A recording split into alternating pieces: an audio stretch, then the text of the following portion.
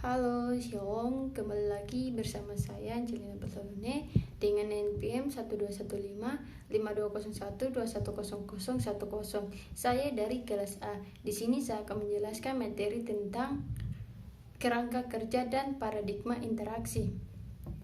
1. Siklus tindakan eksekusi atau evaluasi.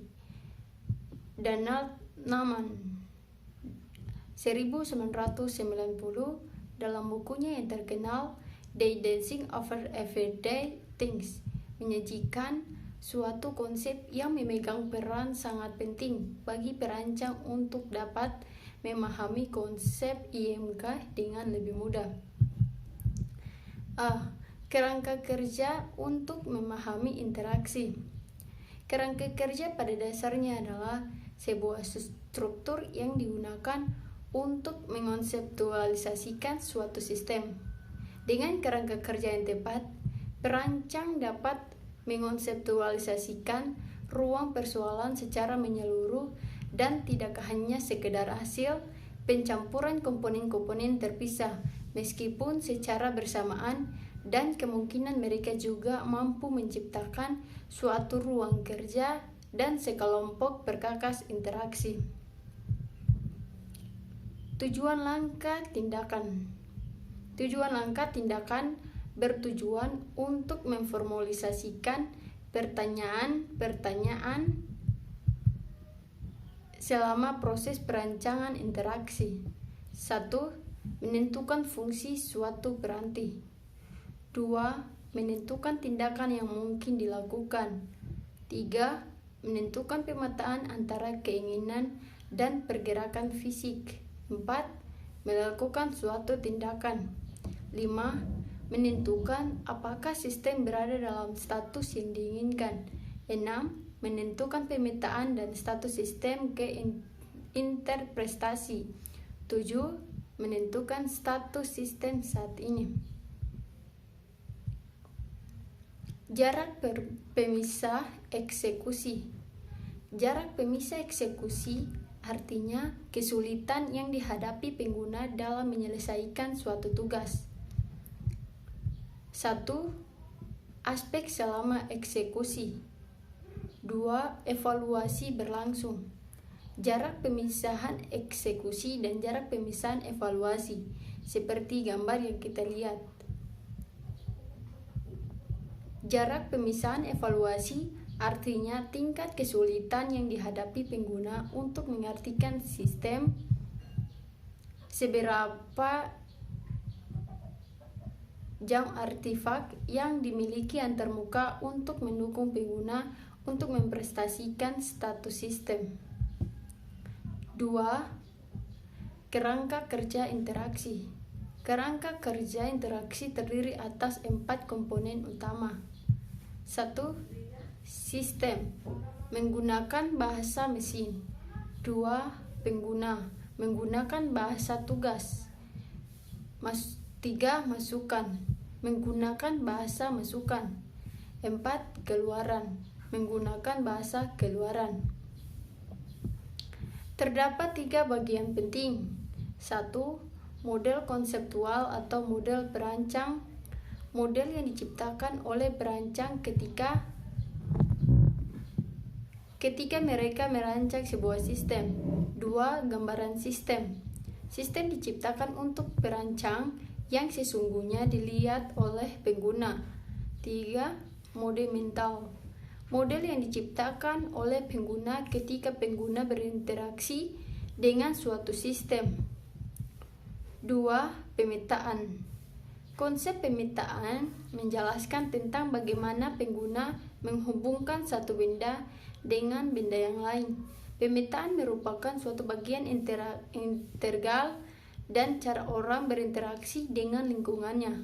Pemetaan yang benar akan membantu menyelesaikan satu tugas dengan mudah. Pemetaan yang salah akan menyebabkan frustasi dan kegagalan.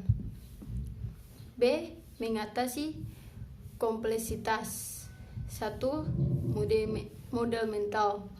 Mode mental menciptakan kerangka kerja yang memungkinkan pengguna untuk melakukan suatu pekerjaan Jika modal mental penggunaan cukup dekat dengan cara bekerjanya sistem, maka pengguna dapat menggunakan sistem tersebut tanpa mengalami kesulitan, yang berarti modal mental bersifat 1.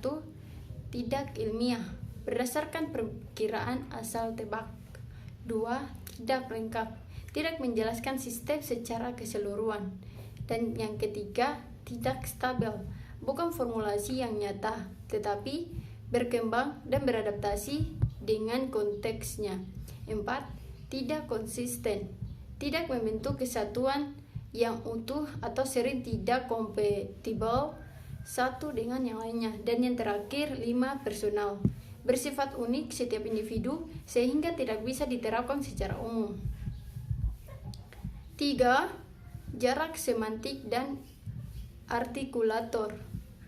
Jarak semantik, pengguna dapat memahami hubungan pengguna berinteraksi dengan peranti atau sistem dengan memahami jarak antara fungsionalitas suatu piranti yang sesungguhnya yang ingin pengguna lakukan.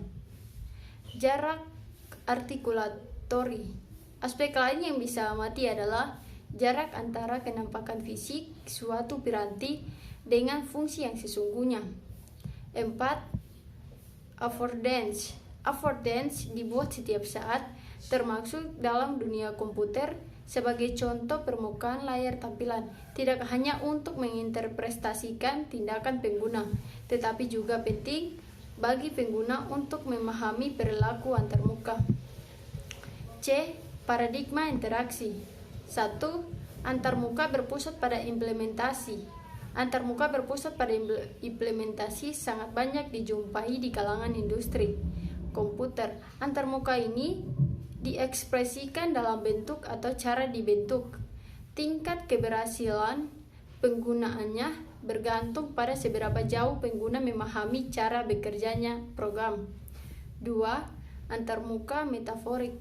Antarmuka metaforik bergantung kepada hubungan intuitif yang dibuat pengguna pada saat mereka melihat simbol visual dari suatu komponen antarmuka dengan fungsinya. 3. Keterbatasan metafor. Metafor perlu digunakan untuk memfasilitasi pembelajaran. Mereka tidak boleh kontradiktif dengan pengetahuan yang dimiliki oleh pengguna.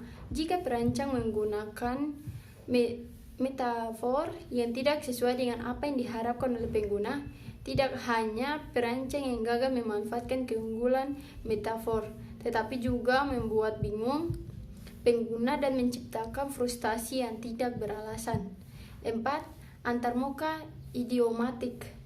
Perancang idiomatik didasarkan pada cara pengguna belajar sesuatu dan menggunakan berbagai idiom, misalnya polisis, tidur, jago merah, atau rentangan tangan.